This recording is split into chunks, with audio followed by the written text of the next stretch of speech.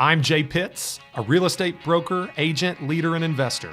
For the last decade, I've navigated the craziest of real estate markets this country has ever seen, selling over 2,000 homes, moving in and out of markets, always ahead of the curve. And now I'm bringing that perspective to you. This is your resource, and Real Talk About Real Estate starts right now.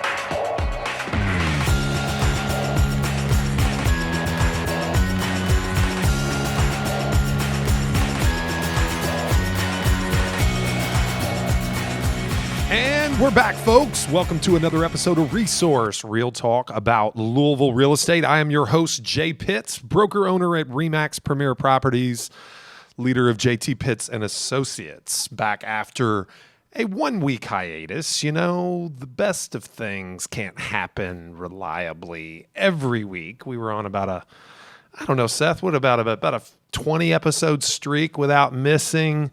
Pretty solid. I guess, no, you know what? I take that back. I went out of town for a week. We took a week off then, so maybe I'm just a slacker. Anyway, we're back, alive, excited. We are live, if depending on, or on demand on your podcasting platform du jour, depending on how you consume the show. We are live on Facebook via our private Facebook group, Louisville Real Talk About Louisville Real Estate. As always, you can get access and get in on the conversation. Just send me a note. You can request access, search the group, find it. I will get you in as long, just a couple of qualifiers, as long as you are a Louisville real estate agent.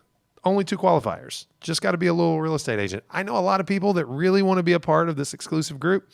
Unfortunately, the conversation is for realtors only. So send us a request. Check us out, facebook.com/The Resource Podcast for clips of the show. You're more than happy to share those clips of the show. Also links to full episodes. Keep in mind that you can find those again on your podcast platform du jour, iTunes, or the podcast app through any iOS device, Spotify, Amazon, iHeart, Stitcher, any of those platforms. We are present on all of them. If you can't find us with Resource because of the parentheses that go around the RE, signifying that this is a real estate show, just search my name. Pretty sure you can find us that way. Keep in mind, we can also be found on the socials at JPitts Realtor, Twitter and Instagram. Catch up on cute pictures of my kids or stories about what my kids are doing. Just kidding. Mostly real estate stuff there as well. J_Pitts on TikTok. Don't forget to check out the TikTok or the Reels on Instagram, whichever one. Seth's doing a lot of good work behind the scenes. He put together a really, really nice, I'll call it a sizzle reel, a commercial, if you will, what have you. It's a good segue today because of today's topic. We'll get back into that in a moment. But he highlighted some interesting things that I might say on a weekly basis. And if you're a longtime listener to the show, you know what I mean. So don't forget the text line. You are more than welcome to text us questions, give us feedback, whatever you do, send those in. Seth will get them. I might just read them on air. And just one plea before we get done paying the bills here. Wherever you podcast from, if you don't mind throwing us a 5-star review, we do not appreciate 80% rating out of 100. 100 is all that I will settle for. 100%, which is a 5-star review. I was one of those kids in school that a B was just not good enough. So please give me an A. I appreciate that. That is if you agree with me. And if you don't listen to the show. That's your prerogative, right? So 5-star review, follow, subscribe. Those are all ways that you can help us get this piece of content that we like to produce on a weekly basis out in front of more people in the marketplace. So thank you. Now on to today's topic. I kind of teased and said that it was a decent segue with the sizzle reel that Seth made last week with interesting things that I might be, caught saying from time to time. I don't know why that is. It just comes out. I don't plan these things. But today's topic is quite interesting. I've been told many times that I should do an episode surrounding my many sayings. the things that I might share with an agent in our office, the things that I might say on a podcast, and kind of do a bit of a deep dive or dissection, if you will, as to what I mean by some of these things. Now, I'm off the wall. I get it. I'm one of these people that has never met a word he didn't like. So, we don't have time to really dissect the, full breadth of this kind of story archive that I might be, prone to share on a weekly basis. But I picked 5, and they are real estate specific. We're going to keep it on. We're going to keep it on the train on the tracks here and keep talking real estate. We might do another episode in the future of crazy things I say that are non-real estate related, but we're going to focus on real estate this week. So here we go. Let's jump right in. Number 1, I often tell agents, mostly new agents, and a lot of these are geared toward new agents or agents that have been in the business and not yet achieved the level of success that they would like, because that's what I do. I mentor, lead, train, and help people hit breakthroughs in their business. Real estate is my thing. It always has been. And I'm just one of the lucky ones that gets to do their thing and help other people learn how to better do that same thing. Focus on helping people, and the money will take care of itself. Now, what do I mean by that? Focus on helping people, and the money takes care of itself. Now, to understand kind of where this saying comes from, I think you have to take a step back and understand some universal truths about the real estate industry that we all love so dearly. Number 1, it is probably the most entrepreneurial industry left, residential real estate, that is. It's the most, I would say real estate investing is close, but it's the most entrepreneurial industry left in our broader economy in the United States. And why do I say that? Of course, startups, and you hear this with respect to all sorts of different things, but here's what I will tell you is real estate, residential real estate as an industry is within the grasp of nearly everyone, okay? You don't have to have a world-changing idea. You don't have to have lots of education and schooling. You don't have to have enormous amounts of capital. The barriers to entry are low enough to clear for most individuals. If you want to work, if you want to be in business for yourself, you know people that either want to be homeowners that aren't or are homeowners that would like to sell and upgrade. And you don't have to look very far to do it, and you don't have to sit in a classroom for a decade of your life to have the ability to earn an income doing this. So it's the most entrepreneurial industry left because of it's within grasp. Now, at the core of what makes a real estate agent successful is a servant's heart. A servant's heart. You show up. Yes, you can make a lot of money. We'll talk more about that in a moment. But what you do is you show up to help people achieve their goals. This is an incredibly personal situation. Incredibly personal. You are there to shepherd them through a process that has a ton of anxiety, a ton of detail, a ton of logistics. But it also impacts greatly the way a person lives their life. You're dealing with their home, their place of sanctuary. In the last 12 months, it may be the place that they feel the most safe. And that has taken on a new meaning. But when you focus on the help, the money takes care of itself. Because, as I often say, this was the idea for this episode, the words, as I often say, come up, time and again in this podcast. The way you leave people feeling after an interaction with you is your trademark. trademark is worth protecting. But a trademark is also the catalyst that takes a business from just a business to an experience. And that's what people are looking for. They're looking for the experience of working with you. Now, at the risk of having a conversation with myself, because I know you can't respond right now, I'm behind this microphone and you're wherever you are. You may not even be listening to me live. You're listening to me next week. But at the risk of having a conversation with myself, I'll ask a question and then I'll answer it. What are people looking for when they work with you? And I'll even provide you some evidence as to my opinion. They're looking for an experience that they are willing to stake their reputation on when referring you to the people that mean the most to them. And if you want to see just how impactful those referrals are, I'm going to ask you a question through citing an example. When's the last time, and if you're in real estate, you know it because you're a hawk like I am, and you watch the socials the way for your network and try to ascertain, and that we can, you're a realtor when you try to spot moving boxes in the background of somebody's Instagram photo that they posted that is not at all about selling real estate. But you are hyper aware, as my point, of who might be interested in selling within your network.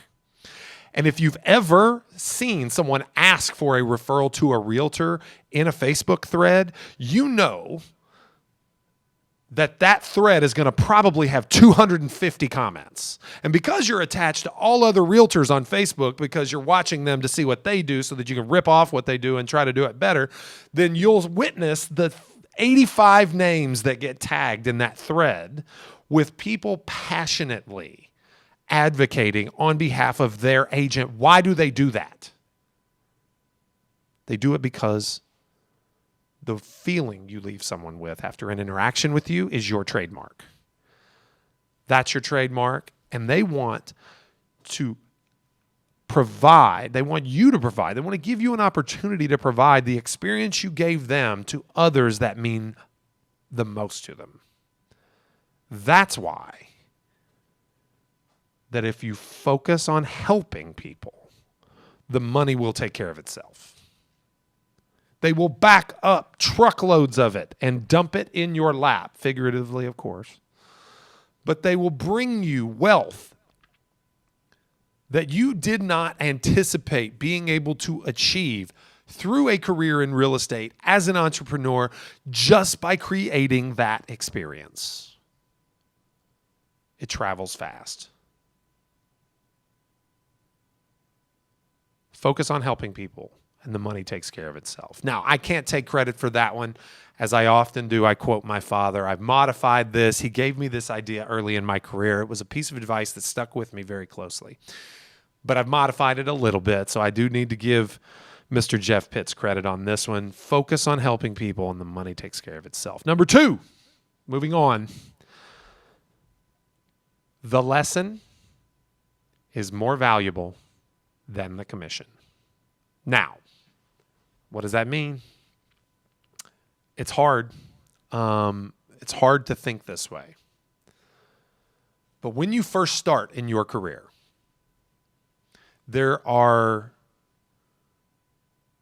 is education and there is experience. And when I say education, I don't mean real estate school, although I suppose that that's valuable, and certainly you have to do it. That's what is required of you by the state to become licensed to sell real estate and be in business by yourself, for yourself, etc.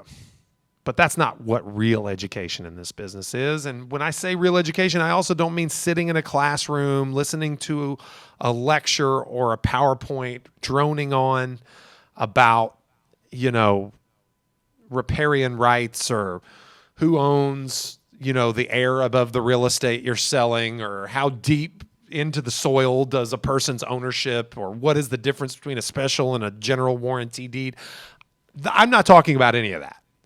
I'm talking about how to make a living and live a life that is worth living with real estate as a catalyst. That's education. Somebody can teach you that. More often than not, if it's valuable, it comes in the form of mentorship because there needs to be action. There needs to be action rooted in that education. And that's another word for that would be experience, but experience requires time. And if you've just joined and you're trying to feed your family tonight or next week or later this year after your savings runs out, well, experience is a luxury that you don't have the time to achieve. You will gain it. I often say that the best thing you can do for your business is stay in business. It seems impossibly obtuse, right? But when you know, you know. What that means, it will become obvious to you at some point if you hang around. So why is the lesson more valuable than the commission? Because that's the only place you have the opportunity to truly gain experience, because every situation is different. They may be similar. There may be similarities. But one transaction, one client, this person's needs, the way that you perfect your craft and ply your trade, and the way you negotiate, and the way you do anything in the real estate industry is unique. It's unique in that transaction. It's unique in that moment. It's unique in that client. It's unique. It's utterly imperfect and unique. And you have to draw inference from. You have to learn through experience. You have to do. And I don't care how big that commission is, certainly there are moments where it stings to lose a commission in favor of learning a lesson. And you don't often get to make the choice. The choice is made for you, right? We could go back to Napoleon Hill, and I don't remember the exact quote, but, there is no situation that I can do nothing about if not but to change my perspective so that it does not destroy my spirit, right? So if you choose to approach any and all situations with the mindset that the lesson is more valuable than the commission, then going back to number one, it allows you to focus on helping people and letting the money take care of itself. The lesson is more valuable than the commission. I've made lots of 4 and 5 figure mistakes. Learned 4 and 5 figure lessons. Haven't learned any 6-figure lessons yet, I don't think. Maybe I have. Selective memory, of course. I don't think I have. Those sting. I'm not asking you not to be human, but I'm asking you to have the proper perspective. Number 3. Now this is a controversial one.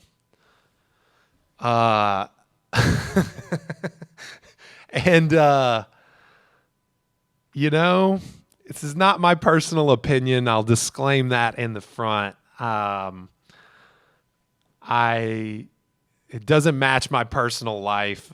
But I think there's something there. It's certainly probably the most funny of the 5 that you'll hear from me today. I got the best humor, which is probably why I say it. I can't identify with it, but I know that there's some truth to it, and it makes a point very succinctly. So what I will say is, it is best to be the first love, the second spouse, and the third realtor. First love, second spouse, third realtor. Now, I'm married once, and that's all I'll ever be married, unless my wife knows something that I don't. I was doing some, sideline. I was doing a little bit of research. Seth and I were just talking. She shot a bio video this morning. Seth was helping her bio video for our onboarding, and heard she had some interesting outtakes. So maybe she might She might be thinking about trading me in after she hears this. But, as I've told you before, she doesn't listen to the podcast because she hears my voice enough. So this is probably a safe space, to be fair. But first love, second spouse, third realtor. What does that mean? Let's focus on the third realtor part. What that means is that despite your best efforts to educate the client, okay, you need to understand another universal truth about us as real estate professionals. And this is going to tie in with the next two that come after this as well. But I don't want to get ahead of myself. So just remember I said that and we'll reference back. It's going to tie into those. The understanding and the perception that the consumer has about us as real estate professionals. Okay? We are 1/2 step above a used car salesman and about a full step above an ambulance chasing personal injury attorney. Right? We're not the Hammer, although I like the Hammer. You know the Hammer? That's a marketing program that is, in multiple cities. Seth, did you know that? There's not just a Louisville Hammer. There's a Hammer in like every city around. Okay, anyway, before I get sued, I need to get off. Move on to that from that. Third realtor. The public doesn't always listen to you. When you tell them to price for this or do that or market the house this way or you need a sign or you don't allow showings until this or, discussing strategy, the consumer doesn't always listen. They don't listen because they don't have an enormous amount of confidence in us as an industry. They all think we make too much money. They don't understand that the average realtor closes 8 transactions through the course of a year. And if you take into account the median price point, that means that the majority of realtors live below the poverty line. True statement. So why does it pay to be the third realtor? Well, it may be the second realtor, right? Or you may get to be the first realtor and you just have an inordinately high level of confidence with your clients, which goes back to focusing on helping people and learning the lessons versus focusing on the commissions, because that's how you build that credibility. First love, second spouse, third realtor reflects the idea and understanding that sometimes, regardless of how correct you are, regardless of how much goodwill you've built in the community, regardless of how many reviews you have on Zillow or Google, regardless of how many times you've done this, how good you are, regardless of how eloquent you speak, regardless of your statistics and how impressive they are, they're just not going to listen. They're going to do what they do. And the market is going to have to inform them, or as I like to say, the market is going to have to season them. They're going to have to marinate in their choices. Their choices that defeated the results that you could have gotten if they'd listened to you. But that doesn't mean that they're going to accept the consequences and continue to work with you. They're going to find something to fixate on. Typically, it's lack of communication and lack of proactivity. Those are the 2 largest complaints that anyone ever has with a real estate agent. Lack of communication, lack of proactivity. Something will be manufactured mentally because this is just a universal truth in people. They always minimize the effect that they have on a negative situation and maximize the effect that the other party has. They downplay their own shortcomings and accentuate the shortcomings of others. You've probably seen it in your personal relationships with a significant other even. If you try to get to a 50-50 reciprocal situation, you can never achieve it because the other person thinks they're trying harder than you are, and you're thinking at the same time you're trying harder than them. So you're always at odds. So if you really and truly want a healthy personal relationship, you should give 100% with no expectation of anything in return, and that will inspire the other person to do the same. Because if you look for 50-50, and now we're talking about real estate again, to say that give it everything you have and ask nothing in return for them, and maybe you'll inspire them to have confidence in you as a professional. But it doesn't always happen, regardless of how good you are. Regardless of how good you are. So, understand that when you're the first or second realtor that loses out to the third, it's not the player, it's the game. You just got to understand it. And when you're the third realtor and you firmly understand that you only get the business because first and second took one on the chin for you, give them a hat tip and know that you'll be on the receiving side at some point. Number 4, buyers are liars, but sellers are too. Now, that doesn't mean universally. They're not always liars. Sometimes they tell the truth. Sometimes they tell the truth. But at minimum, when they tell the truth, they tell it to their advantage. Now, this manifests in a lot of ways. You're working with a client, you jump and run, after dinner one evening to show them a house that just hit the market at 8:30 on a Tuesday when you should be giving your kids a bath. But you do it, and you make sacrifices, and they say that they're committed to you. Until you go on a long weekend and the one hits the market and they go see it with the listing agent and put it under contract and you get the, "We're so sorry," call or text. A lot of times it's a text these days, and that's a really nice chop in the throat. But you are their representative, at least in some part, due to circumstance. And this is almost 100% of the time.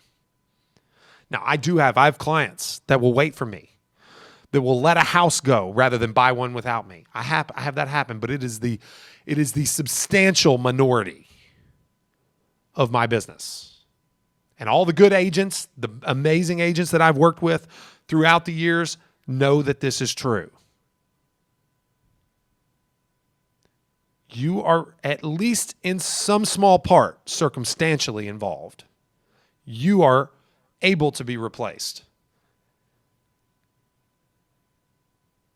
And it'll happen faster than you think.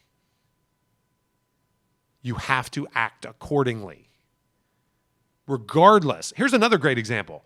Go meet someone in your sphere of influence for a listing, meeting. They want to put their house on the market. And they're committed to you. They're working with you. You got that listing before you walked in the door.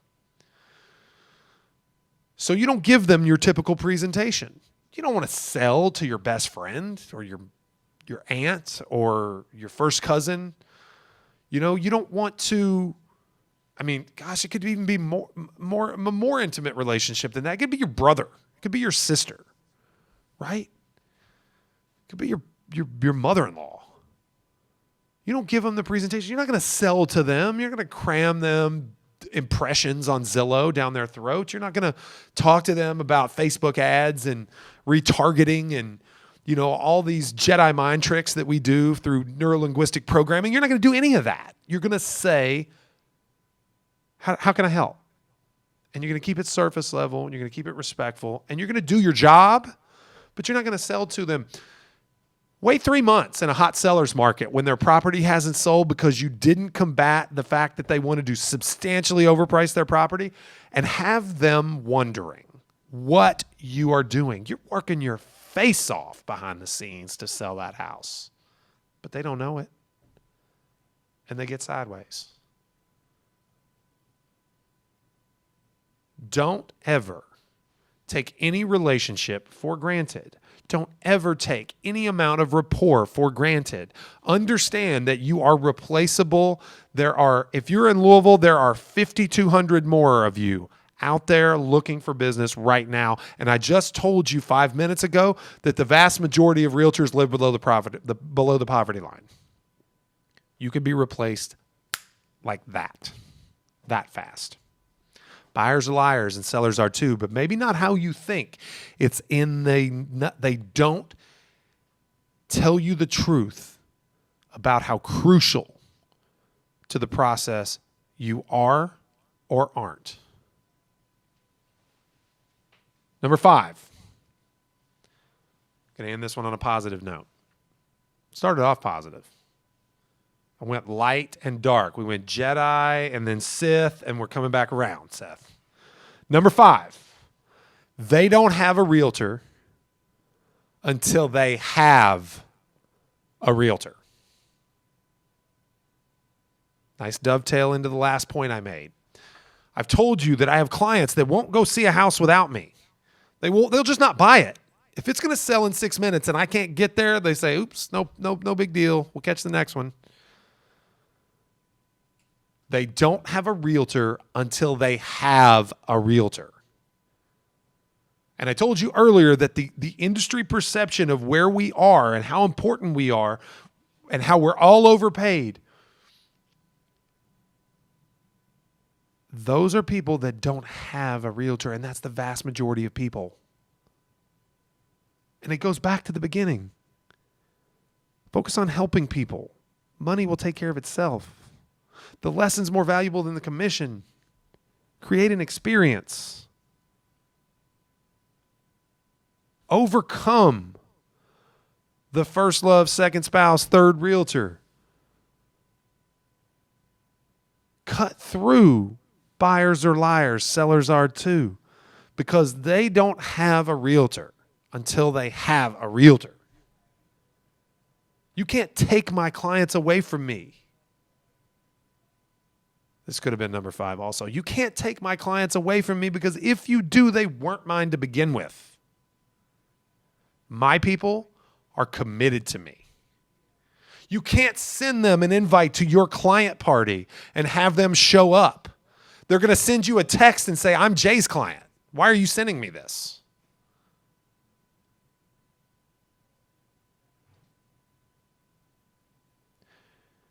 People don't have a realtor until they have a realtor. You can't take my client away from me because if you do, they weren't mine to begin with. I can't underscore these things enough. The reason I say, and I want you guys to know something as you watch this show, as you listen, on iTunes or Spotify, or you watch us on Facebook, check us out on YouTube, wherever you're watching. This is the same. I tell you these things. I get up here behind this microphone and say these things because I need to hear them as much or more than you do. But the repetition drills it in for me. I know it's funny to say Jay talks a lot and he says these things and he's full of it and it's all this hot air and blah, blah, blah, whatever. These things, these thoughts, these feelings, and sharing them with you is what's helped me to ascend to the level I am at. So I encourage you to internalize, edit, and internalize them. But don't forsake those universal truths. There's a lot of gold in those 5 sayings. And it all has to do with mindset and perspective. I hope you use them. Anyway, thanks for joining in, folks. Once again, as a reminder, you can catch us on the Facebook group. Ask for access. We will grant it so long as you're a realtor and you live in Louisville or Central Kentucky. We'll expand a little bit.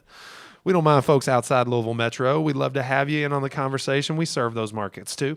Facebook.com/The Resource Podcast for links to full episodes, also clips that you can share. YouTube.com/JPittsRealtor for full episodes, also clips that you can share there. Catch us on your podcast platform du jour. I like it on iTunes or the podcast app on Apple.